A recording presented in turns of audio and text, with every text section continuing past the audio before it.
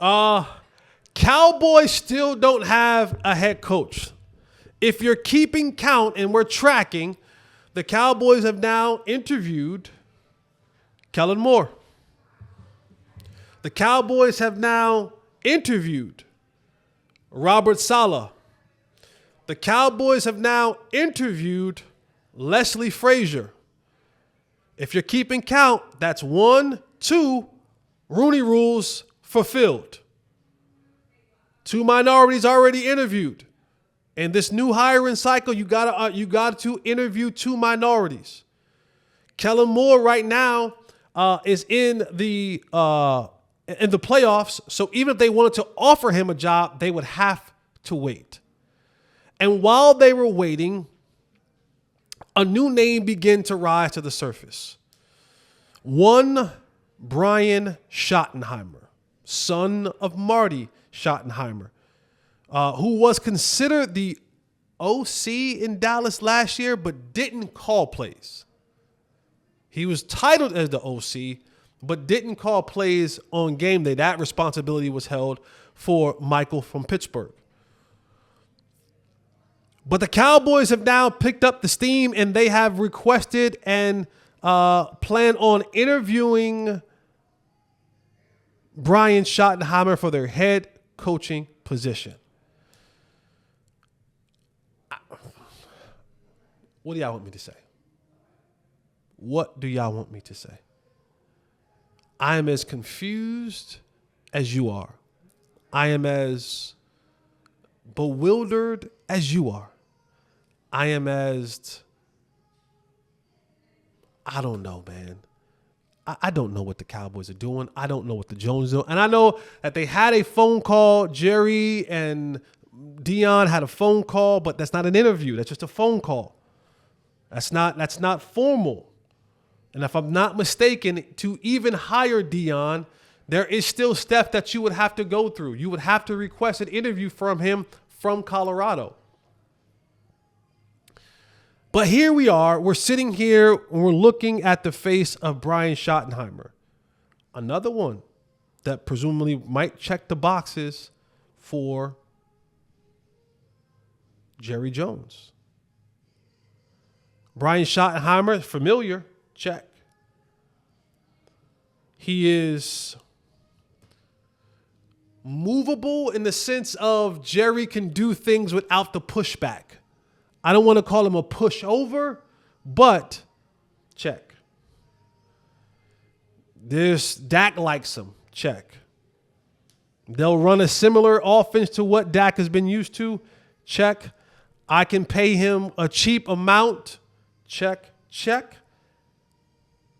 And I can probably tell him the staff that I'm going to build around him.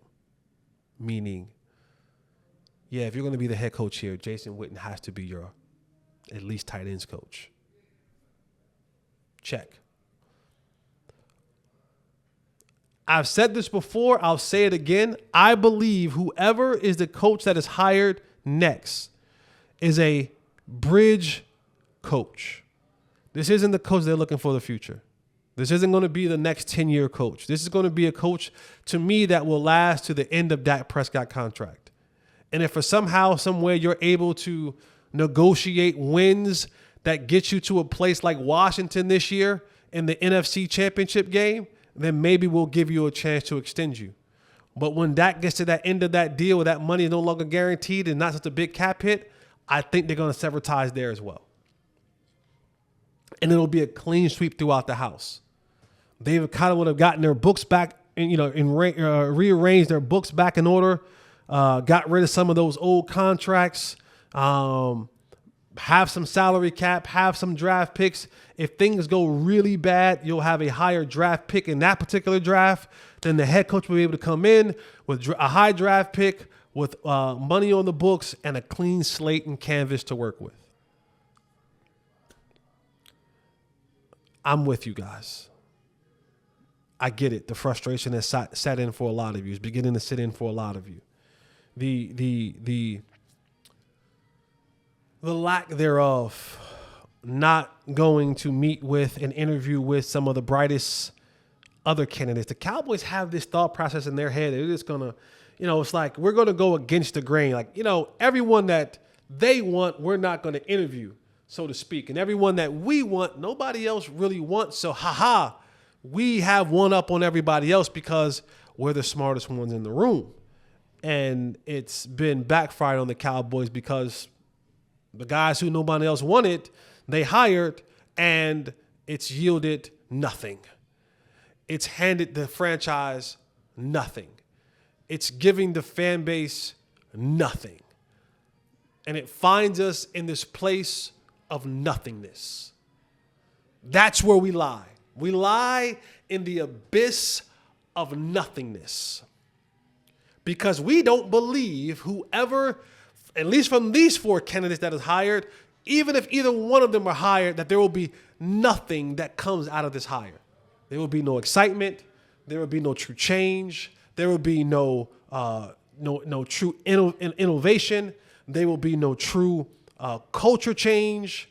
You will see the same thing done again and again and again, and we'll find ourselves here in a couple years asking, why? And our feet will be knee deep in the waters, the sewage of nothingness. That's where they've left us. The Joneses have left us in this sea of just speculations and hope, but the hope has a foul stench of nothingness. It doesn't give the hope springs eternal. It doesn't give the smell of the hope of what it would look like when the calla lily opens up and blossoms. It doesn't give us the hopes of what it would look like of the budding tulips in the garden, or what the rose petals would look like of hope. It gives us a foul stench of trash from the depths of the Gucciest of the Gucci's juices. That's where we're at. And we're trying to piece this thing together. And we're asking the question of, who likes this coach? Will this coach be liked by this player? Or will this coach be liked by that player? Well, will this, that ain't winning, guys. That ain't winning. That is a popularity contest. Who could be liked? I had a long conversation with three-time Super Bowl champion Nate Newton, and I asked him, did you like Jimmy? Did you guys like Jimmy Johnson? And he said that it wasn't that we didn't like Jimmy Johnson when he first got there. It was that we had a healthy sense of fear of the unknown of Jimmy Johnson. And when Jimmy Johnson came in, and the way that he ruled in such a way that we knew that he had the final say-so in everything that went on with our lives. And so we respected Jimmy, and Jimmy respected us. And you only ran afoul with Jimmy when your work production did not meet the standards that he felt was a winning standard. And that went for everybody. He says, when you didn't like Jimmy, when we didn't like Jimmy is when we weren't matching the standard in which he set for us to become champions. And so when he said, once we became champions, the standard then was championship. And a lot of the veteran guys in that locker room knew what the standard had to be because we walked those standard steps with Jimmy coming into it.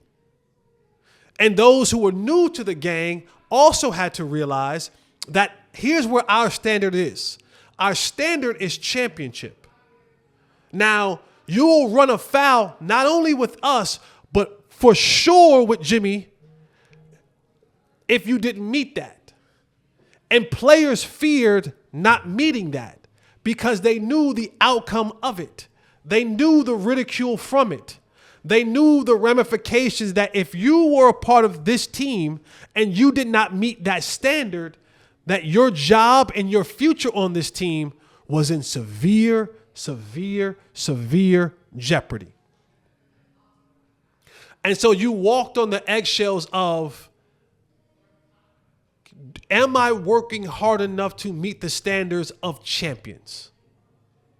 Because that's what the standard that Jimmy Johnson brought in. And anyone that fell beneath that in those working hours was swiftly dealt with. I in my short time in New England, it felt very reminiscent to what Nate was talking about in those times. It's pretty tough to complain about gassers when your Super Bowl MVP is leading or at least trying to go out and win the gassers. It's pretty difficult to talk about, practice is too hard when the guy who is the face of the league and the face of your team isn't complaining about that. Now, I know people are going to say his quarterback doesn't get hit, doesn't get touched. I get it. But when the standard is set by the guys on this team, no divas, real workers. And granted, the thing that Jimmy had that a lot of these coaches will never be able to have, I shouldn't say never, because Jerry can't live forever. And I'm not putting Jerry in the grave. I'm just talking mathematics. Is that one day he won't be here. And then maybe that will be a change. And now the coach will have the ability to do what he needs to do from a authoritative,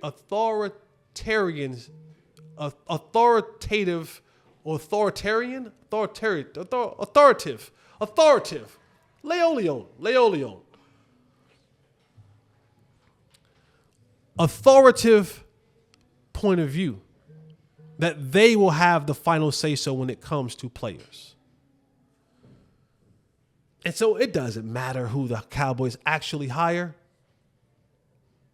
because the culture is set by one person. And until that person is willing to give up those cultural reins, unless you plan on digging up John Madden or you plan on digging up, Tom Landry to come back, or you're going to put Jimmy Johnson back in the time machine, put him in a DeLorean, take him back in time, we're stuck. And we'll see what they say about Schottenheimer. It doesn't matter whether it's Kellen Moore, whether it's Schottenheimer. Until further notice, this may be a cooked franchise. Until further notice, this franchise may be cooked. If history says they're going to continue to move in the way that they move, then you're not going to go and sign big-time free agents. You're not going to go and make big trades. You're going to continue to trust the draft. In the last couple of years, you haven't done that well. And then you're going to pay the guys on your team that you drafted and developed. Rinse, repeat, rinse, repeat, rinse, repeat, rinse, repeat. 19 dryer sheets, tremble on low. And the cycle continues. That's the nature and that's the beast of the Cowboys and the abyss of nothingness that we sit in today. They'll interview Brian Schottenheimer today. They'll find out more about him, I guess. I don't know what more they need to find out about him. He was just in the building 2 weeks ago. You had the last couple of years with him. I don't know how fast he's able to assemble a staff, but just know he checks a lot of the boxes that the Cowboys would deem as this is our guy. And I want to add this one little thing before I go off this topic. Because it seems like there's been this, and not just me, it's been all of the media outlets, that there's been this thing that's been attached to, more specifically, Brian Schottenheimer and some of Kellen Moore, that along with getting the keys to this football team, you have to take the sidecar of Jason Witten as being on your staff. And that's just another one of those things where Jason Witten shouldn't be given a job. Like, shouldn't be given a job. He should take the approach. See, you know why people respect Dan Campbell? He took the route. He took the route. As the young kids say, he got it out the mud. You know why people are really respecting a guy like Aaron Glenn? Aaron Glenn was a good enough football player where he could have just said, yo, I want to be a DB coach somewhere. Put me on. But Aaron Glenn said, no, I want to learn. And I want to go to scouting, and I want to go on the road with scouting, and I want to be, quality control, and I want to be an assistant DB coach, and I want to be a DB coach. Then I want to be a defensive coordinator. Then I want to be a head coach.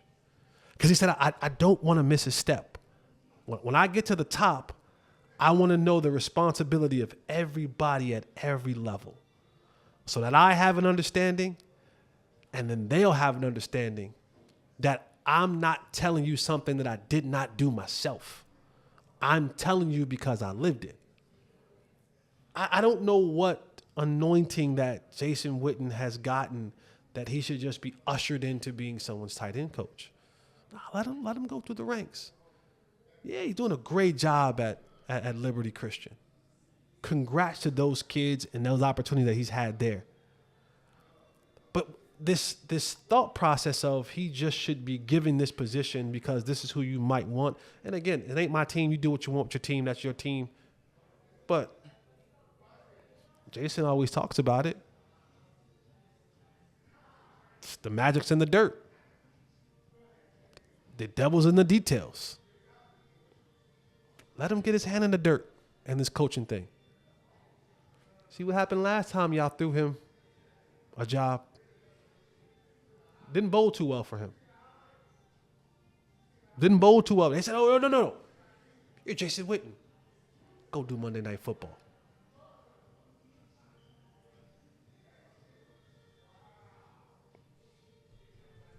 The details are in the dirt. Don't be afraid to let Jason Witten get his hands a little dirty. I think people will respect him more for that. It means a little bit more. That guys know, yeah, we know who you are as a player, but we also know that you truly got it from the mud. You just wasn't gifted this. I don't know. What the hell do I know? I'm just a skinny kid from Roselle who got back in the NFL out of a reality TV show. Something about getting it out the mud, I just appreciate it a little bit more.